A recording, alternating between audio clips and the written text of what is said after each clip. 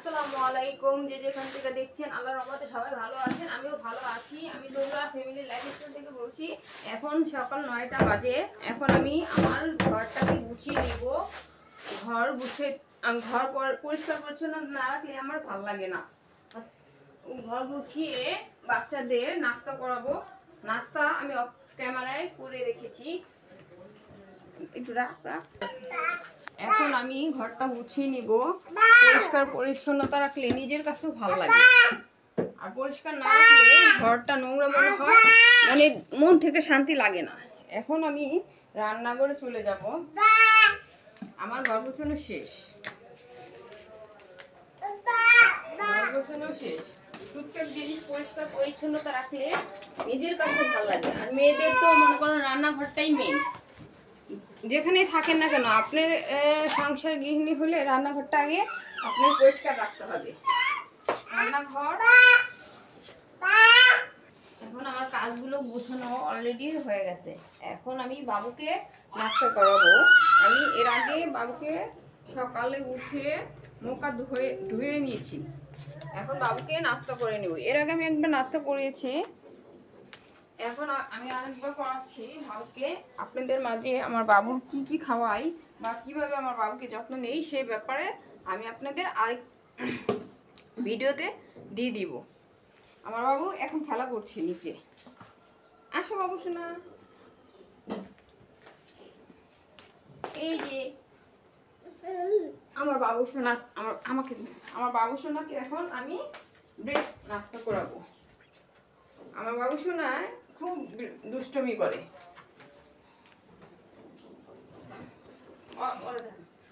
এই যে আমার বাবু সোনাকে এখন নাস্তা করাবো।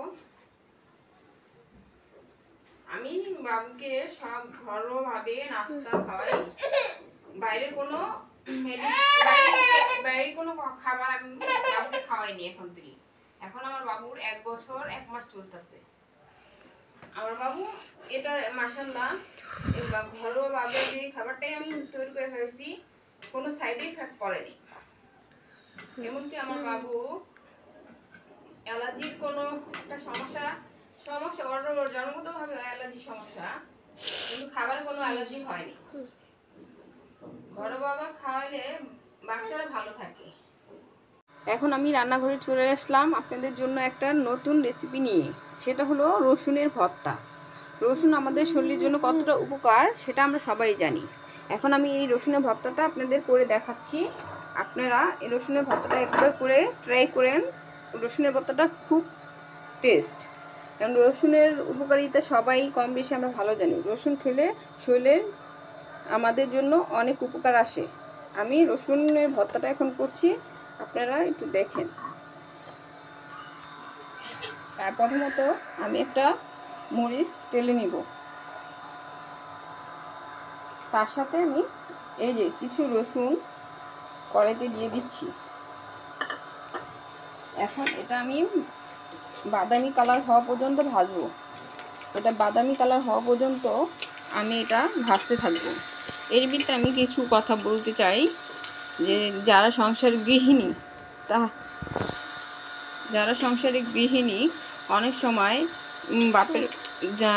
মেয়েরা যখন বউ হয়ে আসে, অর্থাৎ বিয়ের পর মেয়েরা অনেক কিছু শিখতে পারে। শ্বশুর বাড়ি এসে, বাপের বাড়িতে এসে কিন্তু মেয়েরা শিখে না।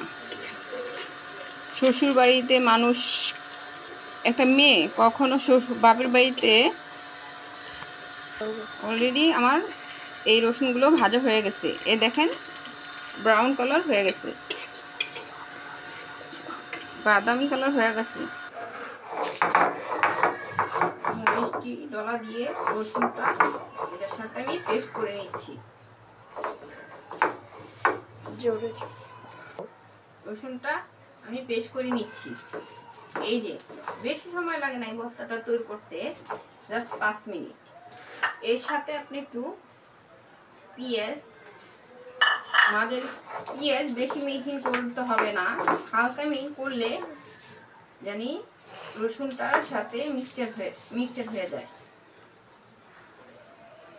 আমরা মেয়েরা সংসার জীবনে অনেক কষ্ট করে সংসার গুছিয়ে রাখি।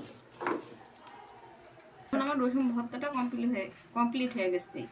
এই ভর্তাটা আপনি একবার ট্রাই করে দেখবেন। ভর্তাটা অনেক টেস্ট এবং শরীরের জন্য উপকার পাবেন। আমরা সংসারের মেয়েরা অনেক কাজকর্ম করি, তারপরে শ্বশুরবাড়ির মানুষের চোখে সেটা কোনো কাজই মনে হয় না। বাপের বাড়িতে মেয়েরা যেভাবে থাকি, বাপের বাড়িতে অনেক কিছুই আমরা শিখে আসি না, কিন্তু শ্বশুরবাড়িতে শিখতে শিখতে এক পর্যায়ে ঝগড়াটা, হিংসা করাটা সবই শিখে যাই। তারপরে শ্বশুরবাড়ির মানুষের দেখা যায় আপনি যতটা করবেন তাও কম হবে। আপনি যদি না করতে পারেন তাহলে মনে করেন শ্বশুরবাড়ির মানুষ আপনাকে খারাপ বলতে শুরু করবে। কমপ্লিট